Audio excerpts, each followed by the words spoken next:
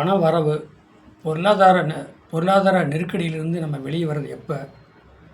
இப்போ உள்ள சூழ்நிலைக்கு பொருளாதார நெருக்கடி, பணம் கடன் வாங்கி கடன் சுமையில் கஷ்டப்படுற சூழ்நிலையில் ஒரு சாதகர் போயிட்டுருக்கார். அப்போ அவருக்கு பணம் வரவு எப்போ, எப்போ பொருளாதாரம் அவருக்கு வரும் அப்படின்னு நம்ம கணக்கெடுத்தோம்னா, ஒரு தனிப்பட்ட முறையில் ஒரு சாதகத்தை பார்த்தா 2 கூடையவன், அதாவது தனம், குடும்ப, வாக்கு, வருமானம், அதாவது லக்கணத்துக்கு 2 கூடையவன். அந்த அந்த 2 கூடையவன் என்ன நட்சத்திரத்தில் உட்காந்துருக்கார், அந்த நட்சத்திர அதிபதி யார்?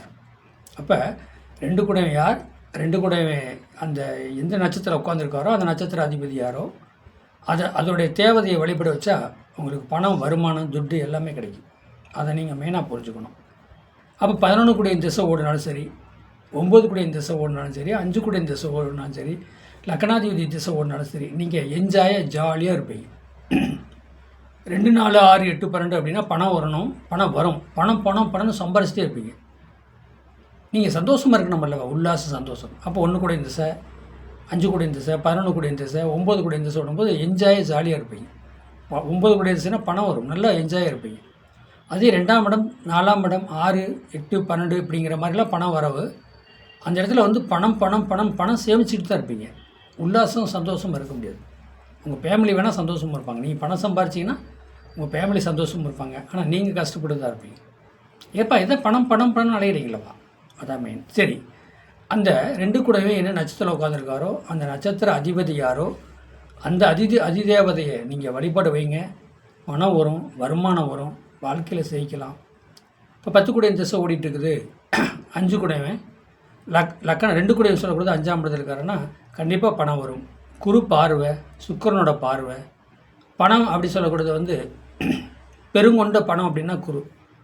அப்போ குரு உங்கள் 2 கூடையை பார்க்குறாரு, 2ஆம் இடத்தை பார்க்குறாரு அப்படின்னா உங்களுக்கு கண்டிப்பாக பணம் வரும். நீங்கள் பணம் சேமிப்போம். அந்த புத்தியில் நீங்கள் சேமித்து இடம் வாங்கலாம், ஆறு வாங்கணும், வாங்கி வச்சுக்கணும். நீங்கள் சேமிப்பாக நிலத்தில் போட்டு வச்சுக்கணும். பணம் வச்சுருந்தீங்கன்னா அது திசை புத்தி மட்டும் தான் அதே அதை நிற்கமாக பார்த்து வாழ்க்கை சேவை பார்க்கணும். நீங்கள் பணம் இருக்குது அதை வச்சு அப்படி பண்ணலாம், அப்படி பார்த்து தான் பண்ணணும். வருமானம் இருக்குது, நான் இது செய்யணுமா, இல்லை இது ஒரு இடம் நிலம் விவசாயமாக வாங்கி போட்டால் செய்ய முடியுமா? இப்போ உங்களுக்கு நீர்க்கரகம் சொல்கிறது, நீர்க்கரகம் அப்படி சொல்கிறது விருச்சிகம், செவ்வாய், நிலம், கடகம், சந்திரன், நிலம் சம்மந்தப்பட்டது விவசாயம், கேட்டரிங். அதே மீனம் குருவார், மீன் வீடு குருவோட திசை சம்மந்தப்பட்டது விவசாயம். வாக்கிறது நிலம் சம்மந்தப்பட்டது கடன் சொல்றது சந்தர்ப்பம். அப்போ அது நிலம் சம்மந்தப்பட்டது, விவசாயம் சம்மந்தப்பட்டது, கேட்டரிங் சம்மந்தப்பட்டது. நீங்கள் எதாவது செய்யலாம். அப்போ அதுங்க உங்கள் திசை என்ன, இப்போ என்ன திசை ஓடுதோ அடுத்து என்ன திசை ஓடுதோ அதை நீங்கள் மெயினாக கண்டறிஞ்சு தெரிஞ்சு உங்கள் வாழ்க்கையில் நீங்கள் செய்ய பார்க்கணும். 3 திசை ஓடுதா பார்த்து யோசனை செய்யணும். 3, 6, 8, 12 திசை ஓடுதா அதை நிலத்தில் போடணும். டக்கு போட்டிங்கன்னா அதை விட்டு கண்டிப்பாக போகாது. 1, 9 திசை ஓடுதுன்னா நீங்கள் எதுவும் பண்ணலாம், பிஸ்னஸ்லாம் எது பண்ண சார் உங்களை மெயினாக பார்த்துங்க. பணம் சம்பாதிக்கிற வழி என்ன, உங்கள் திசை என்ன ஓட்டு, அது என்ன மாதிரி சேமிக்கணும் அப்படிங்கிறத நீங்கள் கடைஞ்சு சேமித்து வாழ்க்கையில் செய்வாங்க. வாழ்க வளமுடன். வாழ்த்துக்கள். என் சேனலை சப்ஸ்கிரைப் பண்ணுங்கள், பில் பண்ணி ஆன் பண்ணுங்கள், மற்றவங்களுக்கு ஷேர் பண்ணுங்கள். 14 27 74 நம்பருக்கு வாட்ஸ்அப்பில் வரும்.